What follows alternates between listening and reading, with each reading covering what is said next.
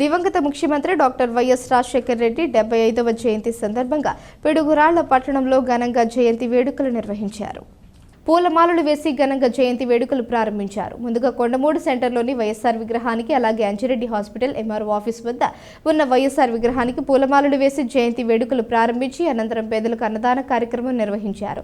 అనంతరం కాసు మహేష్ రెడ్డి మాట్లాడుతూ దివంగత నేత రాజశేఖర రెడ్డి ₹1 వైద్యం ప్రారంభించి పేద ప్రజల మన్ననలు పొందిన నేతగా ఎదిగి రాజకీయాల్లోకి ముఖ్యమంత్రిగా పేద ప్రజలకు సంక్షేమం కొరకు ఆరోగ్యశ్రీ పథకాన్ని ప్రారంభించిన గొప్ప నేతగా చిరస్థాయిలో నిలిచిపోయారని కొనియాడారు.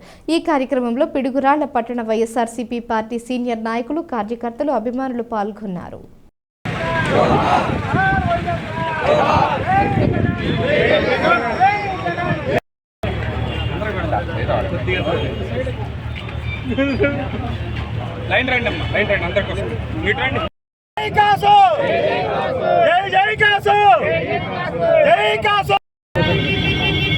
రూపాయి డాక్టర్గా పులివెందల్లో తన ప్రయాణాన్ని మొదలుపెట్టి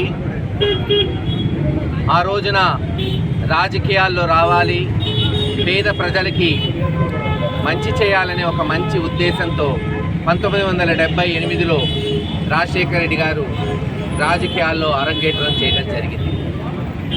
మరి అంచెలంచెలుగా ఎదిగి ఆంధ్ర రాష్ట్ర ముఖ్యమంత్రిగా 2004 నుంచి 2009 వరకు బృహత్తర కార్యక్రమాలు, జలయజ్ఞం కావచ్చు, లేదు పేదవాడికి ప్రాణాలు పోసే ఆరోగ్యశ్రీ పథకం దేశంలో మొట్టమొదటిసారి తీసుకొచ్చి ప్రతి పేదవాడు తన పిల్లల్ని బ్రహ్మాండంగా ఇంజనీర్ కానీ డాక్టర్ కానీ ఉన్నతమైన చదువులు ఉచితంగా చదివించుకునే ఫీజు రీయింబర్స్మెంట్ పథకం కావచ్చు, అనేక ఇందిరమ్మ ఆదర్శ గ్రామాలు ఓట్లుగా పెట్టి ఆ రోజు గుడిసెలుగా ఉన్న ఆంధ్ర రాష్ట్రంలో శాశ్వత భవంతులు మొత్తం నిర్మించి ఈరోజు మనం చూస్తున్నాం అభివృద్ధిలో మరోసారి ప్రజల మన్నన పొంది ముఖ్యమంత్రి అయి దురదృష్టం దేవుడు చిన్న చూపు చూడటంతో మనకు దూరం అయ్యాడు వైఎస్ రాజశేఖర రెడ్డి గారు.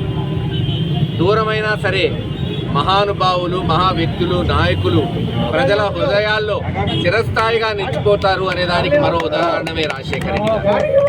ఆరోగ్యశ్రీ ఉన్నంత కాలం, ఫీజు రీయింబర్స్మెంట్ ఉన్నంత కాలం రాజశేఖర రెడ్డి గారు ప్రజల గుండెల్లో చిరస్థాయిగా ఉంటాడు. ఆయన తనయుడు జగన్మోహన్ రెడ్డి గారు అనేక కార్యక్రమాలు చేసుకుంటూ వచ్చాడు, మళ్ళీ వస్తాడు. 4 మంచి పనులు చేయడానికే అతని తాపత్రయం ఎప్పుడైనా ఉంటుంది.